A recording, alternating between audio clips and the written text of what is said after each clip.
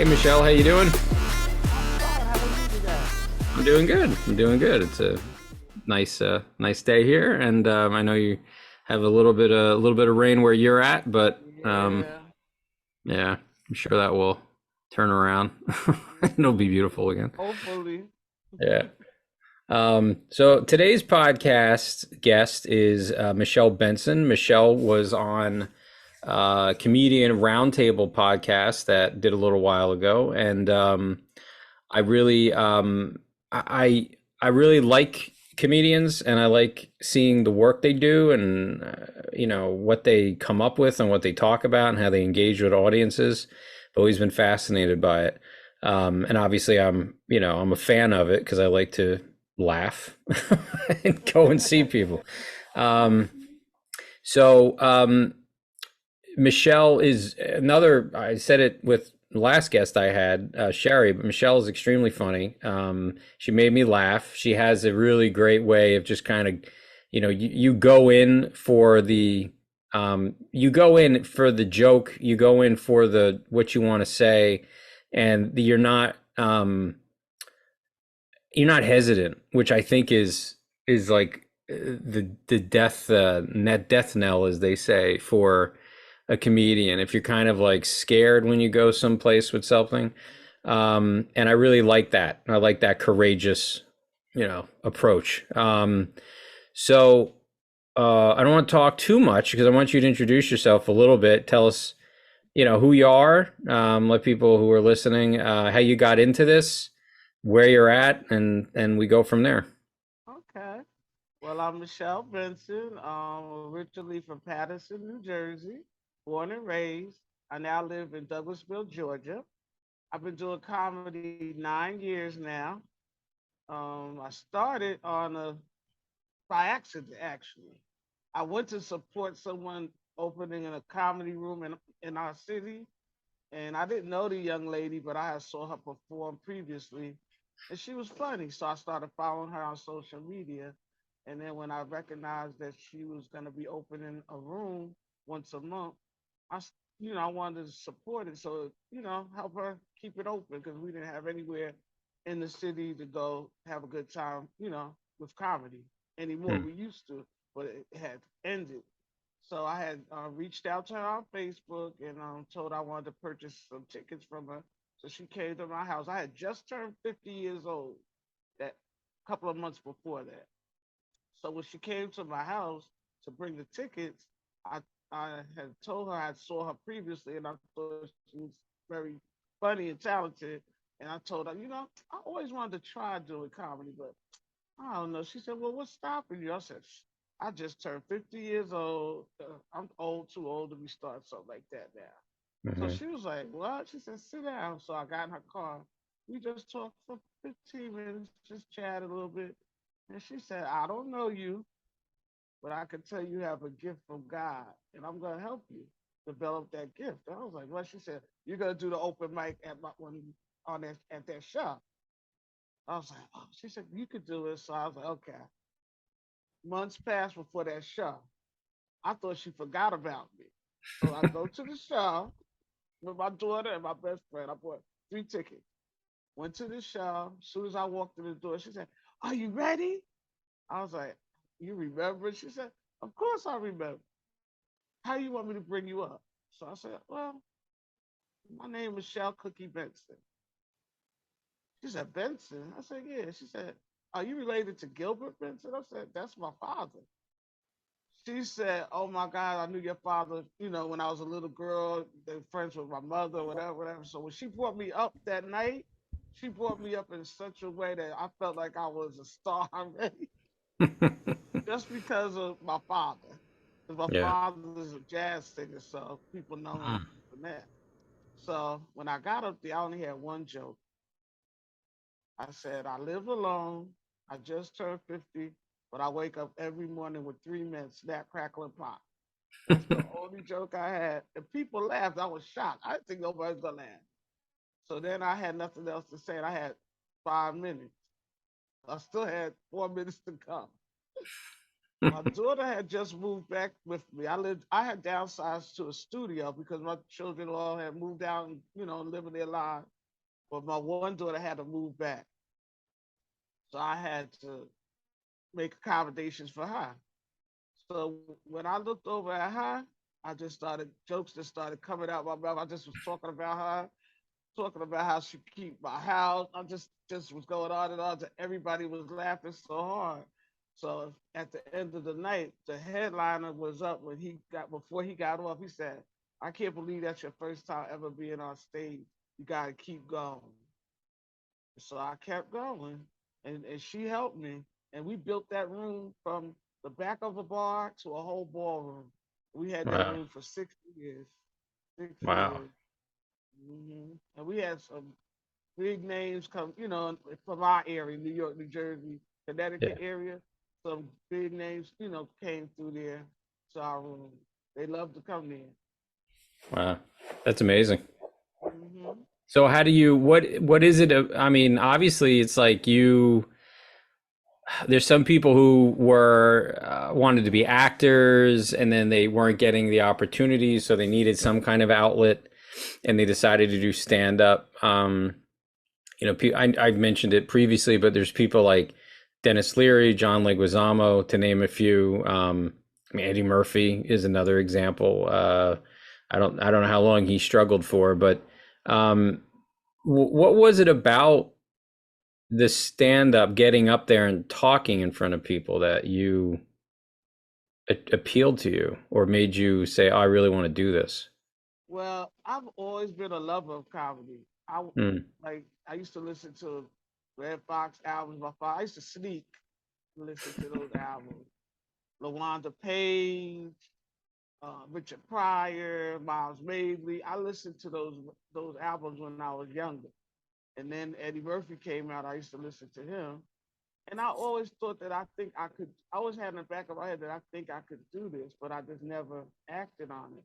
And then the last time that I really thought I could do it, I went to a big show at Madison Square Garden. It was a April Fool's comedy show. They had every April Fool's. Yeah. And they usually have all men. But this year they had some more was on. So that was the first time I saw a woman on that show. And as I was watching her and the guy I was dating at the time, I said, I could do that. He's like, you can't do that. I said, I think I could do that. But then he made me feel like I could, so that shut it down at that time. But right, when I right. when I turned 50, I said, when she put it in my mind to do it, I said, you know what? If I don't try, I might regret. Yeah. I'd rather at least try and have failed than to not try at all. Hmm. So that was my real reasoning. I really just didn't want to regret that I never gave myself a chance to try to do stand up. And I think that's great. I mean, there's so many people that don't, or they do it once, it doesn't go well. They don't do it again. Um, I have a friend of mine who tried it, and he was just talking about it. He something about it was calling to him, and he went up and he did it, and it didn't go well. I was there, but a bunch of my friends were too. Mm-hmm. Um, but I said to him afterwards, like, "Hey, I give you so much credit for going up and trying something. You just did it." And I said, "You going to do it again?" And he was like, I don't. Yeah, I will." But he hasn't. That was in like 2012, 2013, and I don't think he's gone back. I don't think he's interested in it anymore. Mm-hmm. But I think it's like but he could at least say, "Hey, I did it." You Yeah. know, Mm-hmm. I wasn't scared. I did it. I went up. It didn't go well, but I did it, and that's more than other people have That's done. right. He'll Uh, never. I did the same thing with acting because I mhm. didn't try to. I didn't think I was going to try to act or anything. But one of the comedians had me do just like a little scene. I was at a show and he came there to film at the bar. He said, Michelle, sit in here. Just act like you're a drunk lady that don't want to be bothered with this man. I said, okay. Mhm. They said they would like this so much. They put me in the next, because it's a web series. They put me in the next season I had a bigger part. I played a crackhead hoe. My name was Little Ho Ho. And then I did so well with that. Then another comedian, he's shopping around right now, his sitcom about his life. And I Okay, play his cool. mother. So now I just fell into acting too from the comedy. I That's just did great. a movie, independent film called A Mother's Love. I did that before I moved down here. Okay. I had a big role in that. I played a bag lady. Okay. And then I've been doing stage plays. So a lot of things coming for me out of the comedy. Mm-hmm. Mm-hmm. Even though I started out just wanting to do comedy, now I'm getting interested in other arenas too. That's From great. but it all stems from the comedy. Yeah. Yeah. Well, it's that creative spirit, Mm-hmm. that gets in you, and then, well, what else can I do? What else can Mm-hmm. I started painting. I had always thought about painting. I took some classes. My grandfather and I, when I was, oh my God, I don't know how old. I had to be 13, maybe 12, 11. I don't even know. We went, there was a guy locally who was painting. And I think my grandfather found out about him through the church or a friend or something or other. Mm-hmm. And the guy had hundreds of paintings just on the canvas. And he ended up giving them to us, to me. And I was like, wow, these are really cool. And I still didn't do anything. And I finally did my first painting about 6, 7 months ago. Okay. And yeah, I don't know if it's gonna make me rich, but it I did it, and I did a painting. I always wanted to. I did one, and I Mm-hmm. think I think when you have those creative juices flowing in you, you Mm-hmm. want to kind of try stuff. You're about expanding and Yep. trying and experiencing, and you don't want to just. That was the thing that always drove me crazy about acting classes. Sometimes is you'd get into an acting class, and then I only stayed. I think every acting class I was ever in, I was only in it for about 2 years, because I would start to feel like, okay, this is becoming like, with a rote. It's kind of like, and we go here, and then we do this, and we do that. And Mm-hmm. it was no comment on the acting teachers. I still talk to a lot of them. Mm-hmm. But it was just like, you felt constrained. You needed to branch out. So I think Mm-hmm. that's awesome that you're doing that. Do you find acting to be as easy to you, come as naturally as stand up? And that they call me the one take wonder. That's great. Everything I do is they do it in one take. That's good. They direct me, tell me what I have to do. I Yeah. just do it. The directors like that, so that's good. Mm-hmm. Yeah. Mm-hmm. Along with being talented, that's probably why you keep getting opportunities. So you don't want that time where you're doing like 7, 8, 9 takes. It's a nightmare. Yeah. So Mm-hmm. wow. So I know you said you were from Patterson. That's fascinating because I think I mentioned my mother worked in. I don't know if I did. My mother worked in Patterson as a school nurse for like 30 years, and then Oh, you did show me that. yeah, and then I substitute taught in Patterson for 2 years, and I did AmeriCorps in Patterson in 2009 or eight. Um, so, and I was just in Patterson about 3 weeks, 4 weeks ago to meet with someone who's trying to get some film stuff happening over there. So, Okay. um, yeah, yeah. So it's that's a small world. I didn't even know that Do from you when we know talked. Lewis Coles? No, name sounds familiar though. He's a playwright and director, but he does Okay, a lot of the arts and arts council. He's part of the arts council of Patterson. okay. Mm-hmm. Yeah, it's in Patterson's an interesting city. you know, Yeah. it's it's got some elements of it that are so rough, and then it has other elements of it where it's like they're celebrating art, and you just kind of go, "Wow, it's such an opposite." Mm-hmm. And every time you go there, it's different. I haven't been in Patterson in a while, and when I was driving through a couple of weeks ago, I was like, now this used to be a nice area, and this is really rough looking. And then we drove through an area that used to be rough, and now it's nice. So Yep. it's just interesting how that'll just, and by Mm-hmm. street, one street will be one way, the next street will be another. Mm-hmm.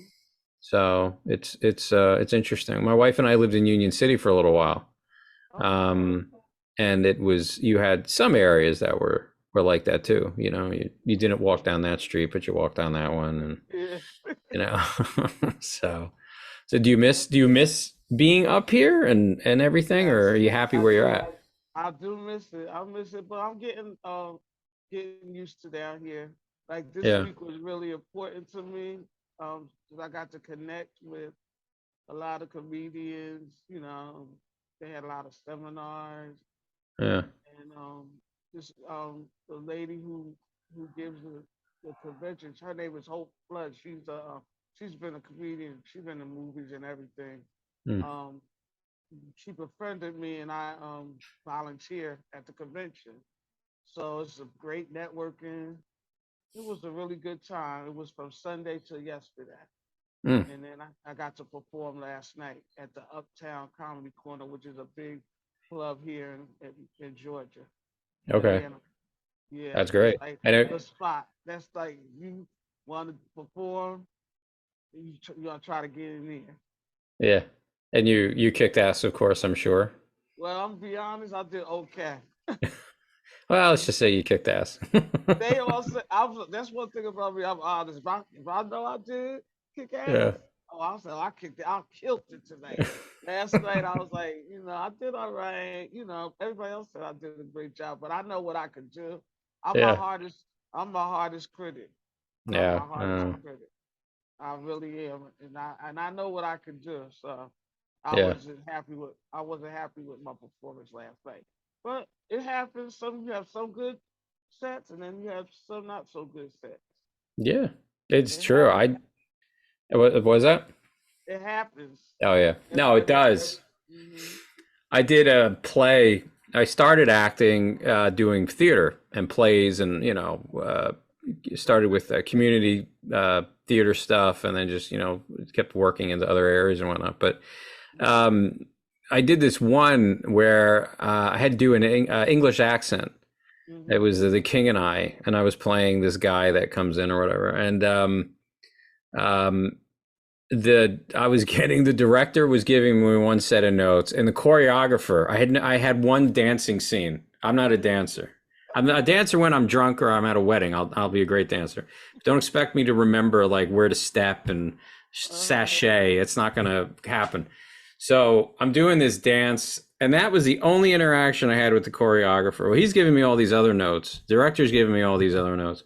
So I had been doing acting for a while, but for whatever the reason, I was paying attention to both as opposed to just saying, like, using my own inner sense of what I should be doing. And my parents came to see the show, and they're always brutally honest, which I appreciate. So, Mhm. 2 times they've been like hard, hurtful, hurtful, like so honest. So I go and I do this thing. The director was telling me, you're taking too much time, and then the choreographer had some other notes. So I was like, oh, I'll speed up everything I'm doing, and I'll just kind of shoot through it.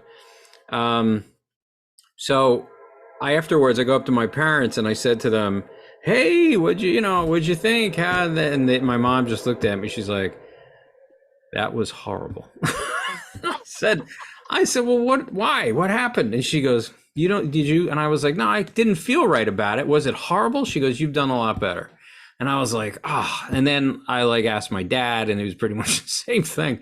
So I was sitting there and I'm thinking about it. And I was like, yeah, I didn't trust my own gut instinct, which was to just keep doing what I'm doing.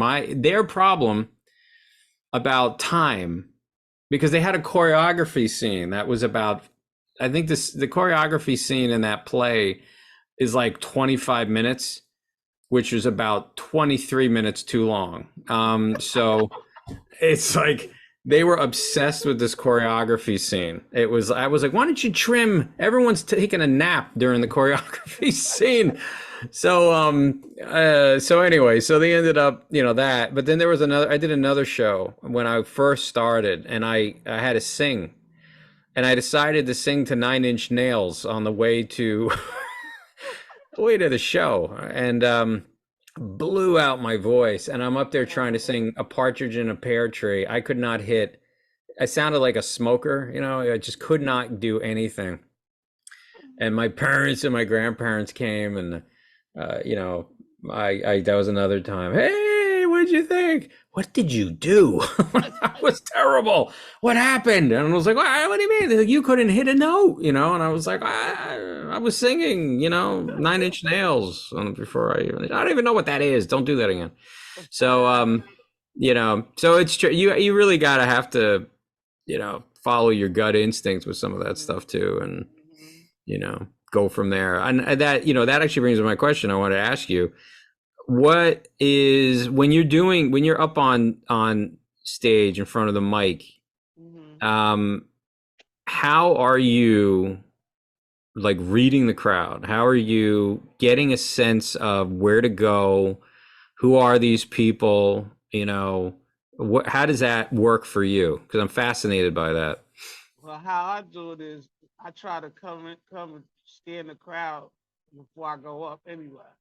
I Okay. go up, look at the crowd, see who's in the crowd, what age groups in the crowd. If it's a much older audience, I know I got this one in the bag. But even if they're younger people, I switch it. I switch the jokes around, like letting them know this is you know, this is gonna happen to you too, and just don't Hmm. do what I gotta do. But Yeah. yeah, I just look at the crowd before I get up, especially if it's a, a smaller club. It's easier for you to go. You know, you could look Hmm. before the show starts. Yeah. And I do a lot of private events too. So when I do private events, it's real easy. I always pick people out the crowd because it's more lit up. You can Yeah. really see people. Now Yeah. like last night, all I, people I could see were the people in the first two rows because of the spotlight. Hmm. Hmm. So it was kind of hard. And then I wasn't being judged, but they had a competition going on. So they had the people right in the front that was judging the people, you know, judging the comedian. Mm. But I was a little nervous. Like, even though I wasn't in the competition. I guess it's because the people that were there, they were industry people that have been in the game for years and years, and promoters. And I don't know. I was a little nervous last night, and I lost my train of thought there for a minute. Yeah. But nobody else knew that because I recover. I'm good on my feet. I'm fast on Yeah. my feet. I just switched what I was going to talk about. I just switched the whole thing to my job. 'Cause I hate my Hmm. job. Everybody hates their job, so Yeah. mostly. So Yeah. I just started talking about that. So I kind of recovered, but that's not what I wanted to do. I had to switch my whole gear, but I made it work. That's good. I mean, that's good. That's it. That's that ability to improv, you know, Mm-hmm. and think quick on your feet, which Mm-hmm. is important, Yeah. very important. So, because Mm-hmm. I've been doing acting. I mean, the thing I love about film is if you mess up, I'm sorry, yeah, cut, and then you You whatever. take it. Mm-hmm. Yeah, and when you're up on stage though, in front of an audience, you just can't do that. Like you mess up, and then I've been in shows where I just started memorizing everybody's lines in my scenes so I would Mm-hmm. know where to go. And because a couple of times when I first started, the person in the scene forgot their line, and they just like, I get you know, they're just staring at me, and I'm sitting there going, "What are you looking at me for? It's your line," you know. And then I'm sitting there going, "Oh my God, they forgot their line," and now I don't know what their line was, you know.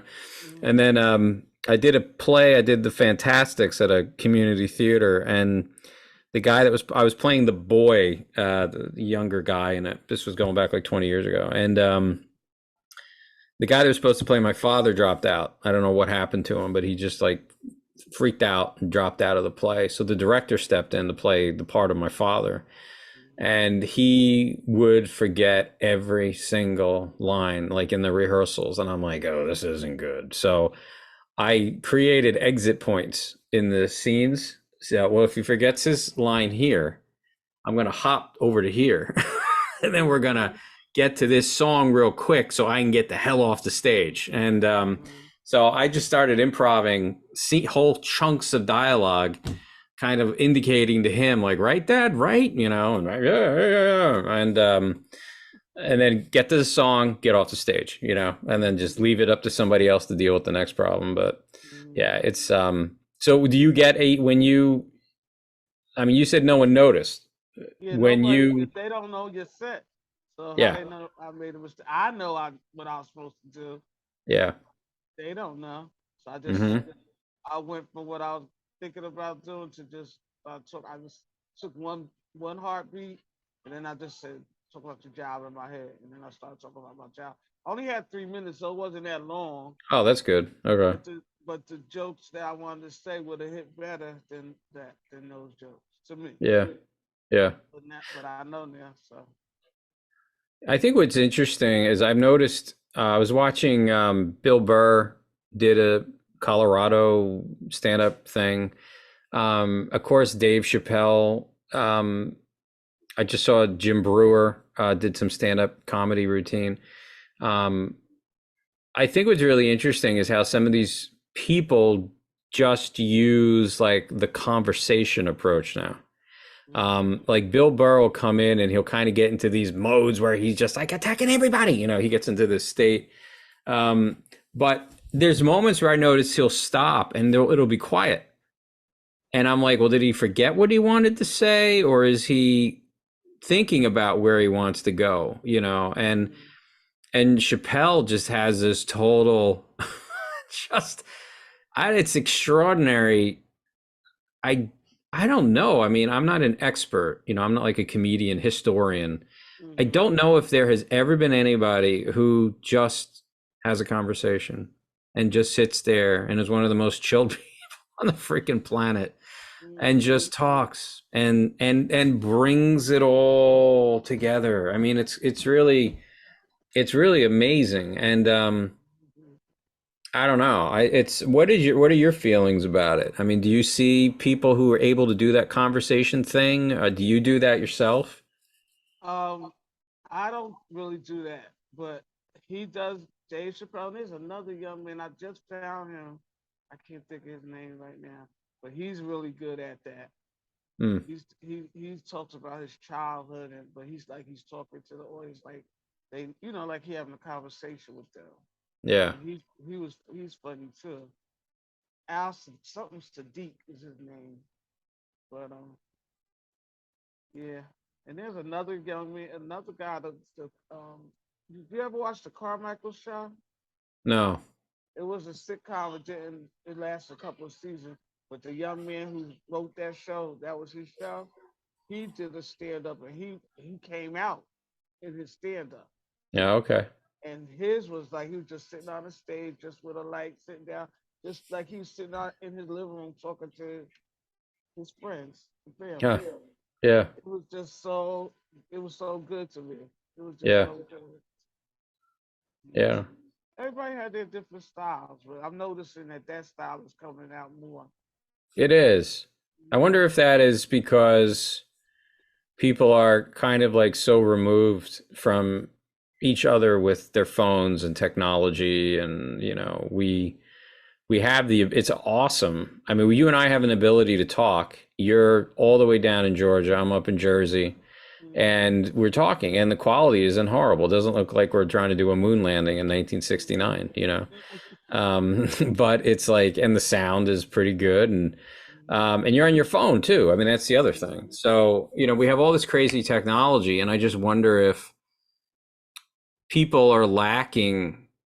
We've had, humanity's had more time with talking than it's had with technology or the internet. We're talking maybe 20 years, 30 years of this technology boom that we're in. It's like we had the industrial revolution in the early 1900s, and now we have the technology revolution, roughly 100 years later. And I wonder if that conversation approach and style is part of that. That's why that's kind of coming up. I think there's room for everything. There's room for Yeah. the funny comedy, and there's room for, because sometimes you're not in the mood. I mean, you know, my wife and I will be watching TV, and sometimes she'll say like, "Oh, let's watch one of the Dave Chappelle specials," and I'm like, I'm not in the mood. I'd rather watch someone that's just gonna, you know, give me a machine gun Exactly. approach of like comedy. Mm-hmm. And then there's other times where I don't want that. I don't want that high octane, or, I want to just like listen to someone and kind of like chuckle and laugh, which is cool, because there's a lot of, I think that's the thing. Like, I hope people are realizing is that there's a lot of variety, and variety's not bad. Variety's No, it's variety's good. nice. Yeah. Mm-hmm. Yeah. Mm-hmm. Variety's like a You nice don't thing to want to have. see the same type. You don't see the same type of comedy, all the time. You need different people, and the more different you are, the more you stand out. Yeah. You just got to get your niche. Yeah. Find your niche.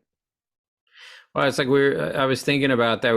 When I was talking to my last guest, we were talking about different comedians, and some people kind of get a character that they do. And I immediately thought of Gallagher and Gilbert Gottfried, rest in peace. And what's what was the guy's name? Stephen Wright. Um, where he just had this like attitude, or he just kind of like would talk, and Okay, I know you talking yeah, about. yeah. And I guess Richard Lewis back in the day kind of had that thing too. I think guys like Eddie Murphy didn't have a character, neither did Richard Pryor. Richard Pryor was just raw, I mean, Eddie Murphy called his one special raw, but Richard Pryor was really he was just on the stage, and that was it, you I know. saw a comedian this weekend his comedy is like that. He talk Mm, about his life, and it's just so real, like yeah, so real. He was so good. That was my yeah. first time meeting him. He's from St. Louis, I believe. Mm. What's his name? Older than Gemini. He's Gemini? older. He's an older man. Yeah. Yeah. He in the urban. He does the urban comedy circuit. Okay. Hmm. Yeah, I think that's the thing too. It's like you said, you were 50 and you said, I'm too old. What am I doing? It's like, well, you have a potentially a good 50 years left nowadays. It's not like it was, Hmm. where, I was talking to a friend of mine, and I was saying, do you remember when you were a kid in the 70s and 80s, and you would go to like a family gathering, and you had like the aunts and uncles there, and they're like sitting in the chair, there's like drool, and they kind of don't know, and it's like, God, how old is Uncle so and so or Auntie so and so? And they're like, oh, they're 65. And you're like, wow, my God. And you're like, damn, it really goes down quick. And now it's like, my mom's about to turn 80, and she's like planning her next trip to Europe, and they're going to go here and go there, and like we live in a different time, thank God. Thank God, it's just I'm very happy about that. My father's 91. Is he? Oh my God, Yep. congratulations to him. He's still singing. He's still driving. He don't go Wow. far, but he's still driving. He Yeah. said he'll stop when he feel like he can't do it anymore. So, Yeah. hmm. Yeah. My great grandfather, he passed away in the mid 80s, but he lived to be 103, Wow. and he died simply because he just stopped eating. He was bored. Oh, He said he was getting tired of waking up every morning, oh and he's like, no. again. I mean, that's literally what my grandfather told me, or told our family he would say. He was like, again. And they were Oh over in no. California, and but he was driving up until he was, I think, 98, 99, until the police finally went to the family and said, we don't want to put him in jail, but he just doesn't care about any sign or signal on the road. And the best was he would drive like a bat out of hell to get to church, because he was always late to church. He would go Uh-huh. through every stop sign, every red light, cut people off, do whatever he had to get to church on time. But then on the way back, he would stop at every light, let everybody go. And it was just like, my God, it's just crazy. So it's funny. People do funny shit. So Uh-huh. do you like, are you always watching people? Are you always kind of observing to get a Yes, sense? Yeah. So what's I that do. about for you? How's that And go? and I do it so not even knowing that I'm doing it. I Yeah. just do. I just do. And I've always been like that though. It didn't even start with comedy. I've always been like that. Mm, Always been like that. Always been very observant. I don't know if it's growing up in Patterson and I make sure you know what's around me. That could be right. it. But I Yeah. always gotta make sure I know what's around me. Mm, So everybody, I might have picked that up just from living life in Patterson. could be. 'Cause Could be. I'm like that. I was like that all my life. So do you find yourself? Because I heard this story about Morgan Freeman. I thought was really funny. And he says sometimes they'll be walking. Him and his wife will be in like a airport or something, or I don't know if he's remarried or he's with the same lady, but and he's like, yeah, sometimes my wife will just smack me and like stop it, and he'll say like, what? And she's like, you're imitating the way that man in front of you is walking, you know. And he's like, he didn't even realize it. He just naturally, if he sees something that's interesting, he just starts to try to emulate it because part of him is categorizing it, and he's like, I'm going to use that one day for something. Yeah, And of course, yeah. anything Morgan Freeman says sounds like fine wine and poured over God's voice. So it's kind of like, fascinating. But I think that's interesting because I know I'll do that. I, with the day job work that I do, which is social work, you meet a lot of different people. So it's like you meet people who have issues in some cases. And I'm like sitting there sometimes and you're like, oh, that's interesting. I think, you know, might use that in a script one day or in a role or something. So you kind of, your record button goes on sometimes and you're not even really aware of it. So that sounds kind of like, you were where you grew up, it was a survival instinct that kicked in. And then you've just brought it over now to, something creative as Hmm. you've embarked on this new area. Yeah. I keep my phone ready at all times to either type something in or record it. If it's something I see interesting, I'm like, oh, that'd be funny. I could talk about that. If it's something that I find funny, especially riding on subways in New York. I used to find a lot of funny stuff on the subway. Yeah. Going to a show, then I would use it when I get to the show. Hmm. So are you always thinking about material, or do you kind of give yourself time to not do it, or what I do you do? try about the job I have. I can't help but get to write stuff down. I keep index cards on my desk just to write stuff down. I do Hmm. customer service, so there's always something funny there.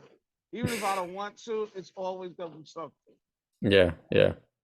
Always. Sometimes only time I don't do it is when I'm just watching TV, relaxing, and even sometimes something on there make me want to write something down.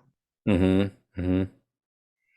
Yeah, I find when I'm writing a script, it's almost it's torturous for me because I want to capture every single thought that Mhm.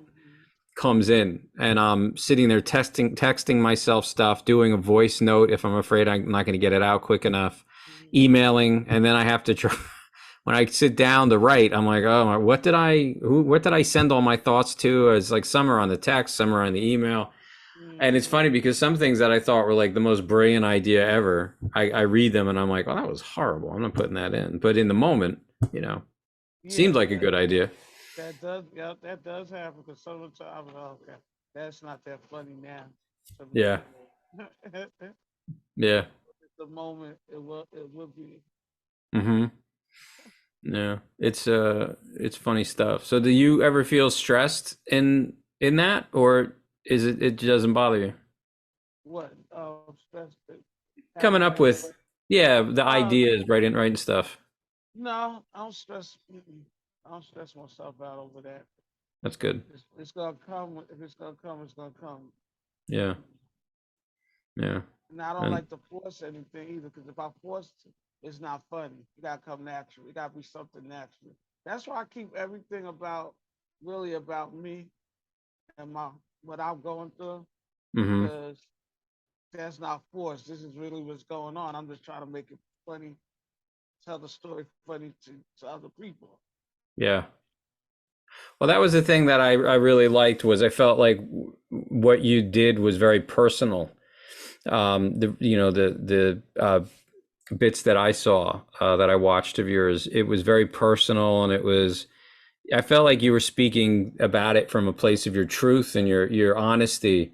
It didn't feel manufactured or fake, and I think sometimes um, audiences pick up on that. If something's not genuine, or you're trying to do, um, maybe you thought this would be really funny, this will be like a really good thing to do, but it's not, and you're saying it was your experience. I Mm-hmm. know when my friend went to go do stand up that one time, I, I don't know if there was a memo that went out, but almost every person that got up, it was like 25 comedians. They all had like short, like 3, 4, 5 minute bit or whatever. Almost all of them was like, well, hey, so how you guys doing? Recently divorced, recently divorced, recently divorced, like 25 times. And I was like, what the fuck is going on? Why are all these people divorced? Like, what is this? And is it like a dating app that said let's all do stand up or something? It was so strange, and the audience like started.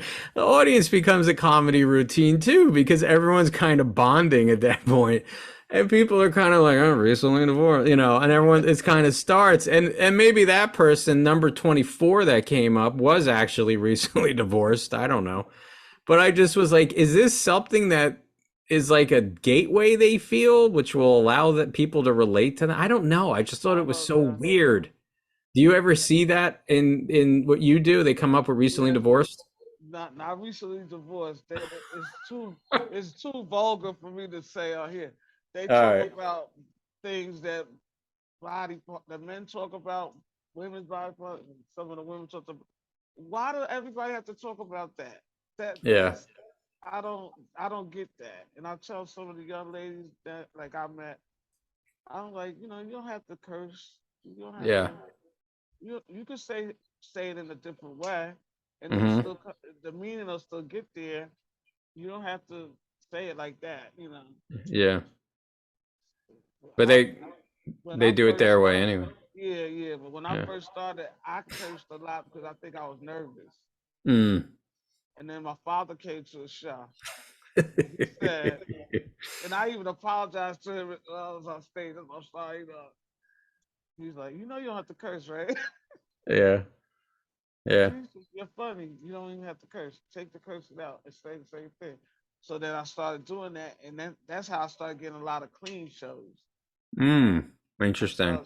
started getting clean shows because I stopped cursing, and I just I use the same jokes. I just didn't curse. Yeah. Yeah. Now, Mm-hmm. are there more clean shows? Like when you say clean show, because I don't know anything about that. Is that like Um, what's that? church. Well, You go to yeah.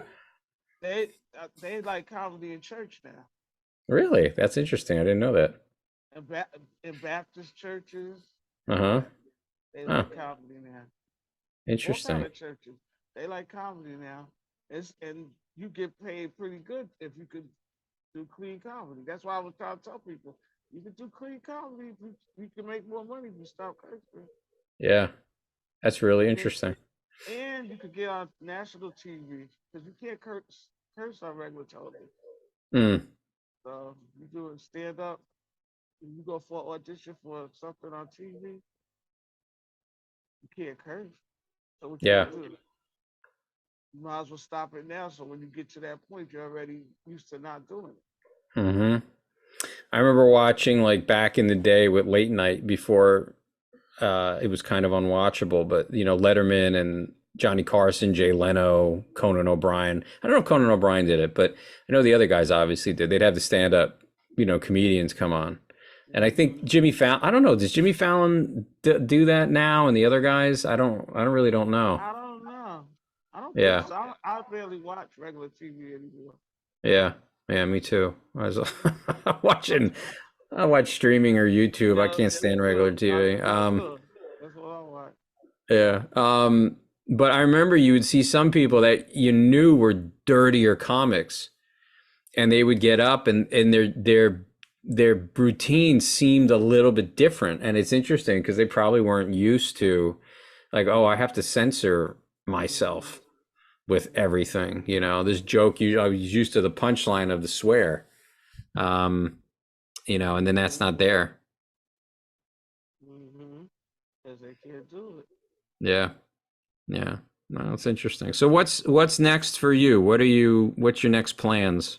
Um, right now I'm just trying to get myself out here, my face out here in Atlanta more, so they Hmm. can get to know me here, and hopefully I start getting booked. I'm gonna go sign up with a casting agency and try to do some extra work down here. Yeah. Maybe get on Tyler Perry something. Oh yeah, he's got the studio down there, doesn't he? Yeah, my friend, she's work all the time. She an extra. She work Wow. all the time.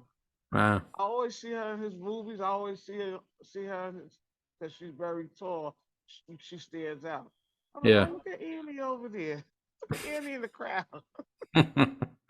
She did Wakanda. What was it? Black Panther. Yeah, She Black was in Panther that. too. Hmm. She in that one. She did that one too.